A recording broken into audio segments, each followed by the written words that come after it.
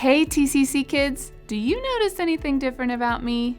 That's right, I'm wearing a crown. Who do you think I'm pretending to be? Normally a king or a queen would wear a crown, right? Well, in our story today, we are learning about Israel's first king.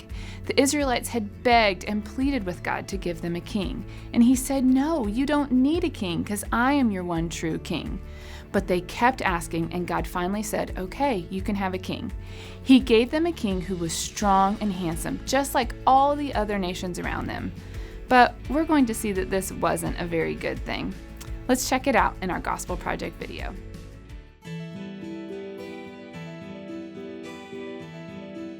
Samuel was a judge over Israel.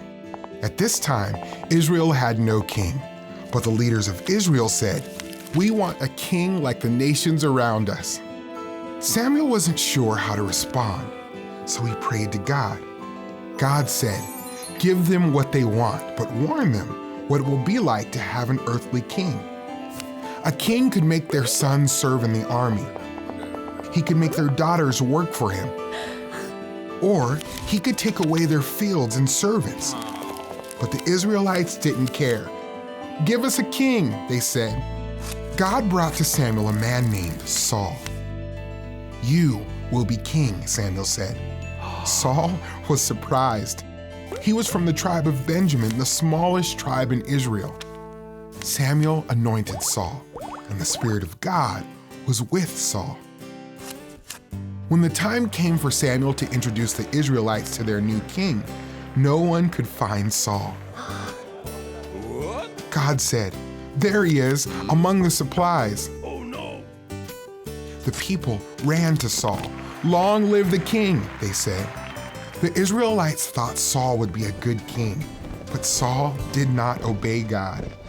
One day, Saul took an army to fight the Philistines, but the Philistines had more chariots, more horses, and more soldiers.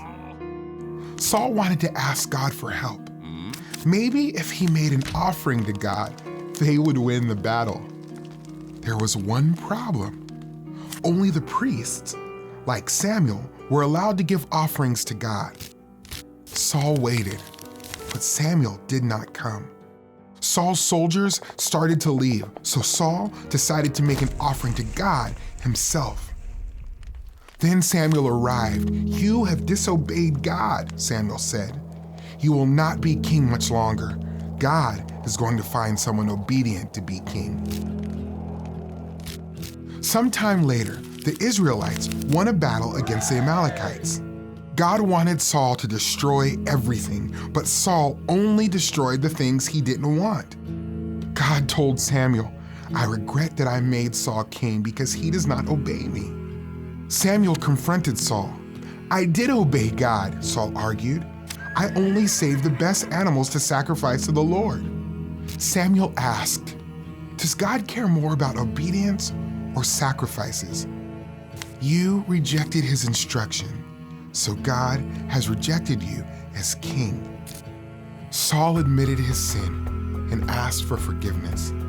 Samuel said, "God has taken away your kingship today, and he will make someone else king."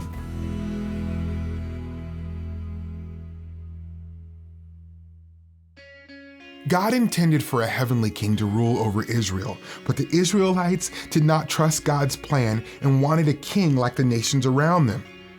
God gave them a king, but Saul did not obey God. God had a plan to send his son, Jesus. King Jesus trusted and obeyed God perfectly and died so sinners could be forgiven and accepted. Hey TCC Kids, I have a chemical here that I want to share some information with you about.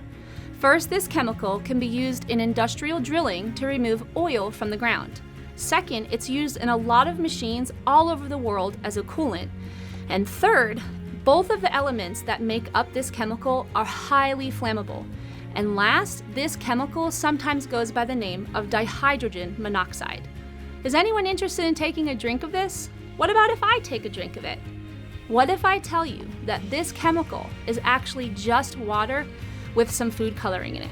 When we don't have all of the information, we tend to make decisions that are unwise.